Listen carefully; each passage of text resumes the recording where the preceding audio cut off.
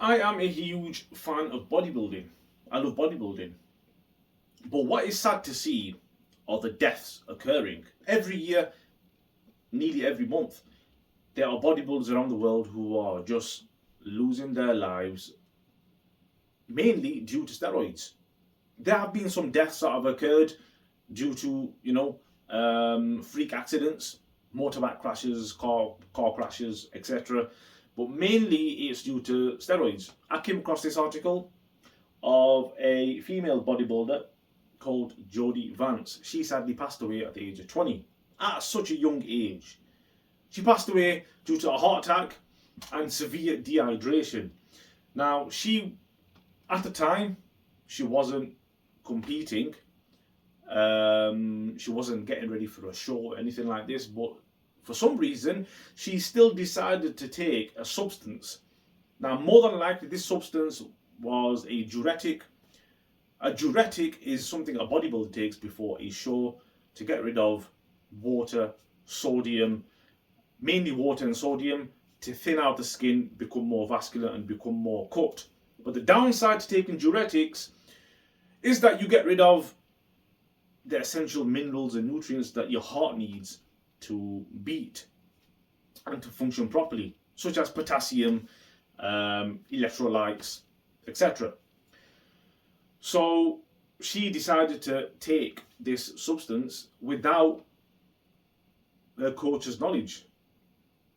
Nobody knows exactly why she decided to take this, and her close ones are calling this a huge error, a huge mistake which sadly has cost her life.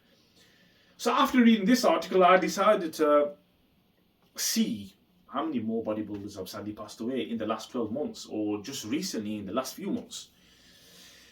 And I came across several. Two bodybuilders were from South Korea, both having hundreds of thousands of subscribers on YouTube, one being 35, another being 38. Both admitted to taking steroids. One was actually campaigning against the use of steroids.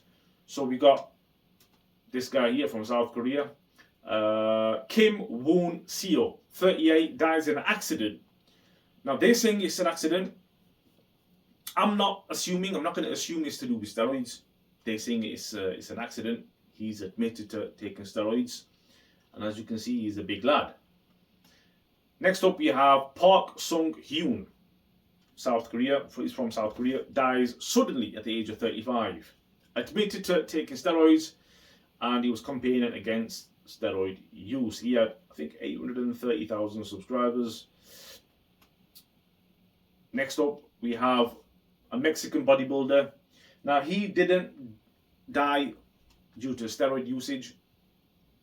He committed suicide, sadly. He was found with 2 gunshot wounds in a bar in Mexico City. Apparently, unfortunately, he was battling some demons, so he was probably depressed or something. Again, a huge side effect of steroid usage. I can't remember the name of a wrestler, Guerrero. Is it Guerrero? Or Benoit? Chris Benoit. Apparently, he committed suicide, but before committing suicide, he murdered his whole family, his wife, his kids, and then he shot himself or something. And this was due to roid rage. It is widely reported it was due to roid rage. Next up, we have a Brazilian bodybuilder, dead at the age of 40, died in a motorbike crash. And finally, we have this man right here, Nasser El Somebody. He passed away at the age of, I believe he was in his 40s or something. I think it was in his 40s. But anyways, when he passed away, I remember in many articles it was reported that he passed away due to a car accident or a motorbike accident. But then later, it was reported that he actually passed away due to kidney failure and heart complications. and that he needed a heart transplant. So what I'm trying to say here is, whenever you come across an article that states that a bodybuilder has died due to an accident or something of that nature,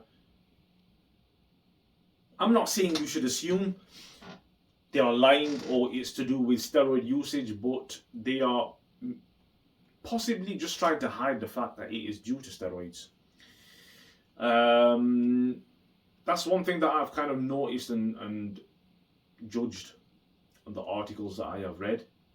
Now, I'm not saying that these bodybuilders haven't exactly passed away due to accidents, but let's face it, most bodybuilders and fitness enthusiasts who have passed away, it is due to steroids. If not steroids, then diuretics. Now, it's understandable that even from a fan's point of view, that it is debatable if bodybuilding is actually a sport or if it's a pageant.